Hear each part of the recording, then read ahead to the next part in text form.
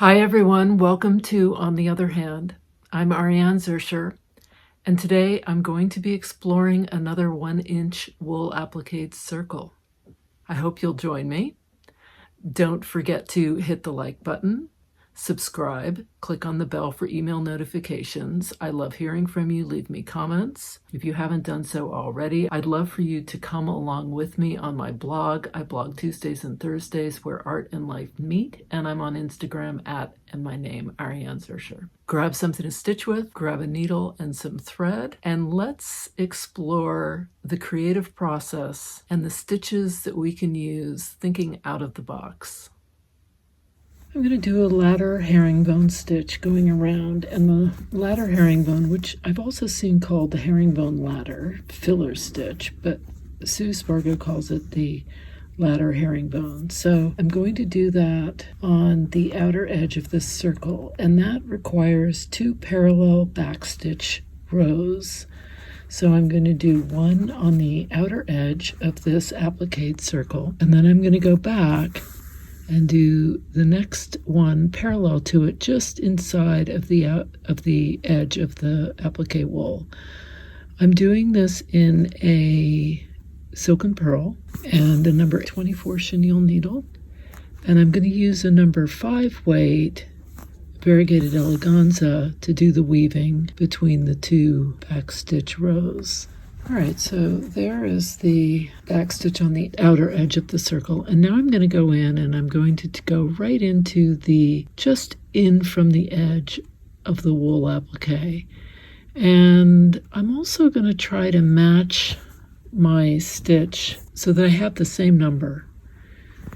And the reason is because if I don't, I'm going to end with a funky looking ending. Since it's a circle, it needs to join up. So I'm trying to match stitch for stitch here. These stitches are going to be smaller because it's a smaller circle, and I'm still getting the same number as the outer circle, same number of back stitches. All right.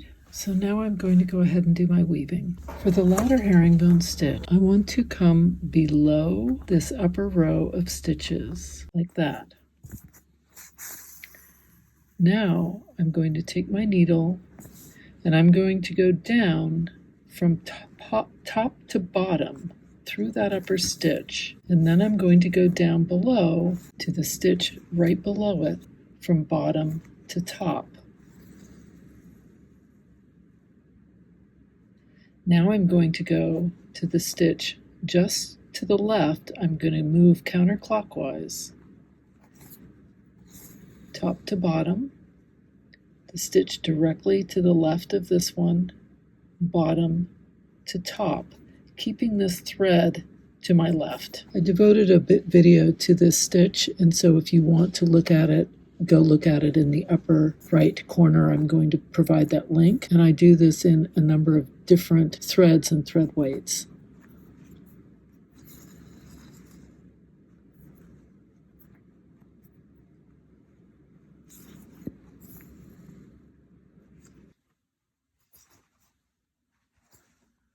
I'm going to end my thread there, and there it is, my ladder herringbone stitch going around the edge of a circle.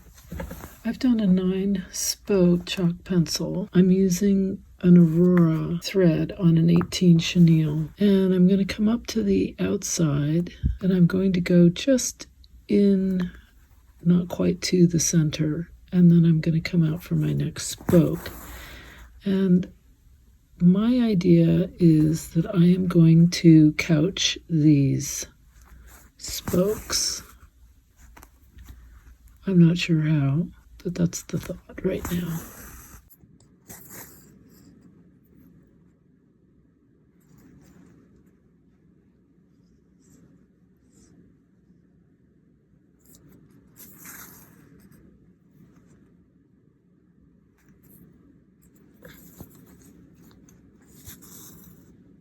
Okay.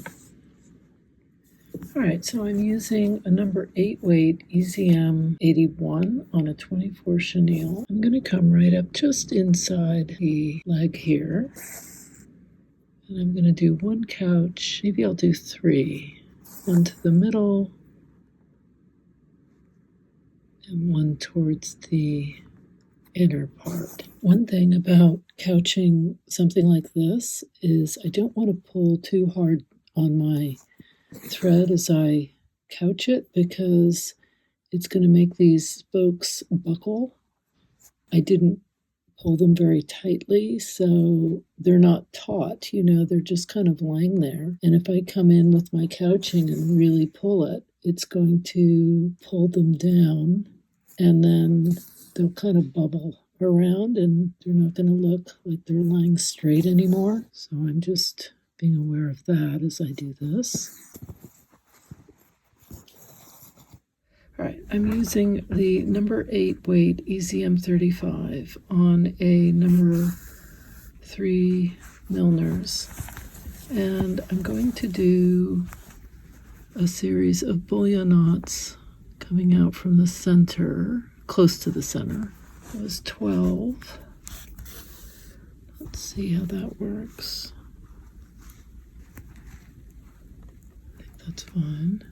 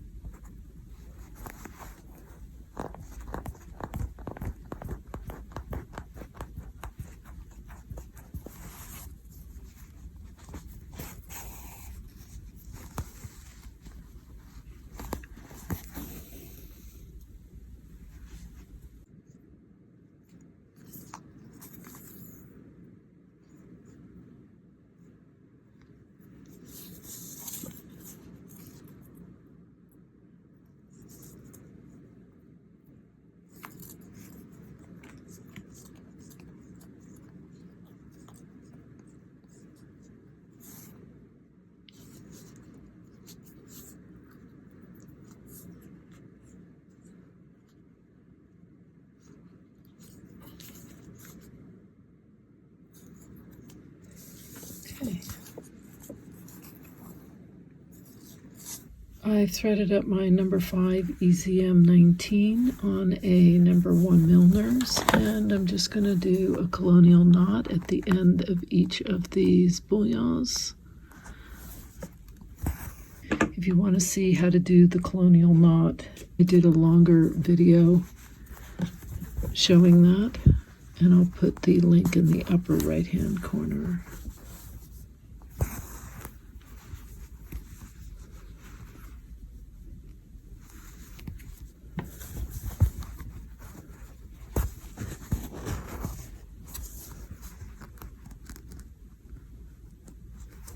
There it is, my ladder herringbone stitch on the outside, couching aurora thread on the inside, and then in between doing a bullion knot with a little colonial knot in the end.